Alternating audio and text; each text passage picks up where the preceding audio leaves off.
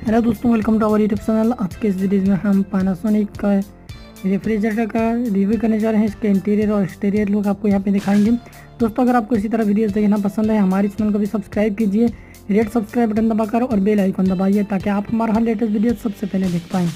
दोस्तों, आप यहाँ पे इसका इंटीरियर लुक देख सकते हैं, काफ़ी ज़बरदस्त लुक है इसका। और यहाँ पे आपको काफ़ी ज़्यादा स्पेस मिल जाता है दूसरे सिंगल डोर के मुकाबले में अलग रेफ्रिजरेटर के। तो दोस्तों, यहाँ पे नीचे की तरफ आपको फ्रेश प्रोडक्ट यानी कि आप वेजिटेबल रख सकते हैं वहाँ पे नीचे, और ऊपर आप आइस रख सकते हैं।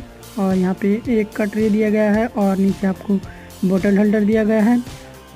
दोस्तों, इसमें आपको 10 साल का कंप्रेसर पे वारंटी मिलता है और ये 3 स्टार मॉडल है। तो दोस्तों, अगर आपको वीडियो पसंद आया तो लाइक कीजिए, अपने दोस्तों से शेयर कीजिए। अगर आपको इसी तरह वीडियोस देखना है तो हमारे चैनल का वीडियो सब्सक्राइब बटन दबाकर सब्सक्राइब कीजिए और बेल आइकन दबाइए। Thanks for watching.